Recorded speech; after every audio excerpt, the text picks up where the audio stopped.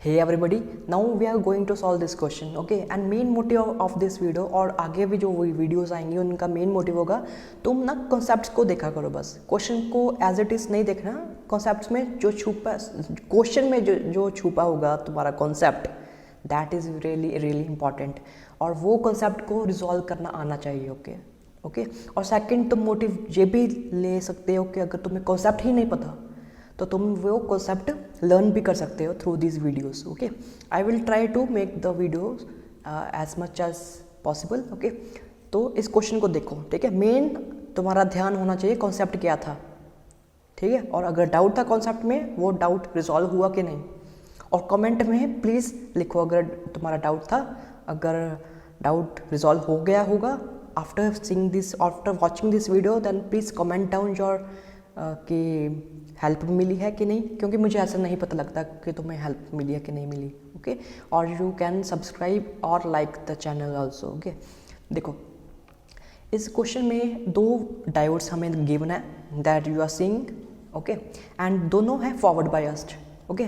इसी में कन्फ्यूजन है, ठीक है। अब तुम्हारी कन्फ्यूजन क्या होगी कि अब करंट किसी एक ब्रांच में जाएगा, दूसरी ब्रांच में नहीं जाएगा। इस केस में सिलिकॉन में करंट नहीं जाएगा, ओनली किस में जाएगा, जर्मेनियम में, ओके। बट क्यों, ऐसा क्यों वो अब देखेंगे। That is a main concept, okay.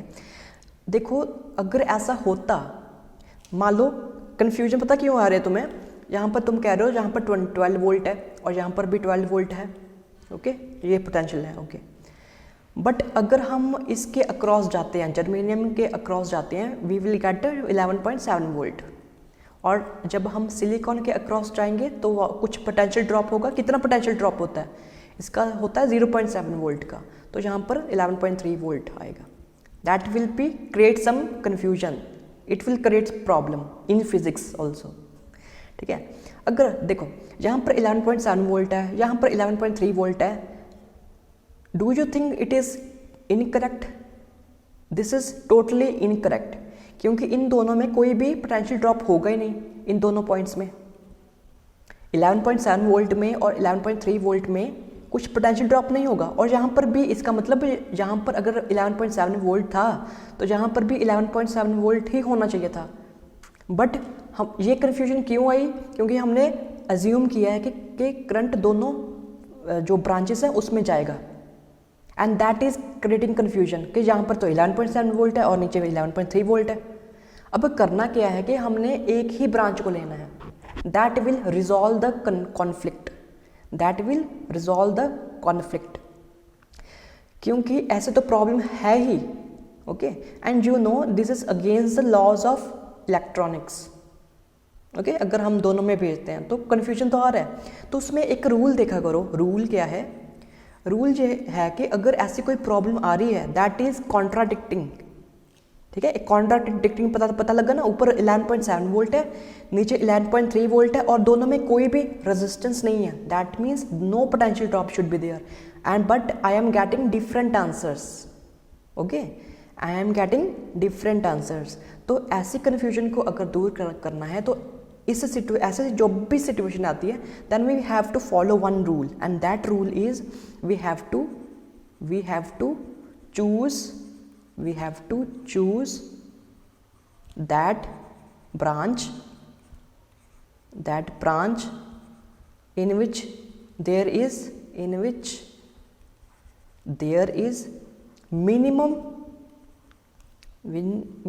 potential drop, उस ब्रांच को हमने चूज करना है जिसमें मिनिमम क्या हो, पोटेंशियल ड्रॉप हो, ओके, ठीक है। ये है एक रूल। इस रूल को हम थोड़ा और भी बेहतर तरीके से समझ सकते हैं। देखो अगर ये एंड दिस इज मोस्ट, इससे ज़्यादा तुम्हें समझ लगेगी। This is also correct, but इससे जो मैं कहूँगा वो ज़्यादा बेहतर होगा। वो क्या है कि जब दोनों में करंट अगर जाएगा, ओके, तुम्हें पता है कि पहली दफ़ा जर्मेनियम पहले ऑन हो जाएगा, इट विल ऑन फर्स्ट।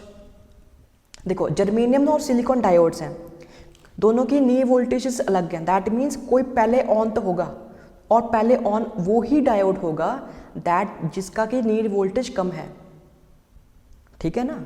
तो सिलिकॉन बाद में ऑन होगा। देखो अब इसमें ये भी तुम ऐसे भी समझ सकते हो, जो पहले ऑन होगा उसी में ही करंट जाएगा, दूसरे में करंट नहीं जाएगा। This is the main thing कि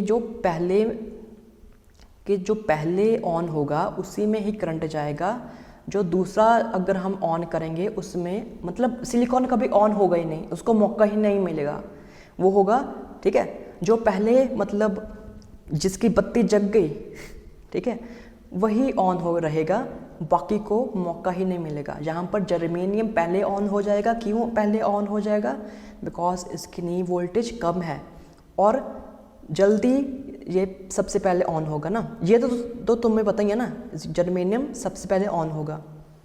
तो यही है लॉ, रूल क्या है, जो सबसे पहले जिसकी नी वोल्टेज कम है वही ऑन होगा इस कंडीशन में, ठीक है, ओके।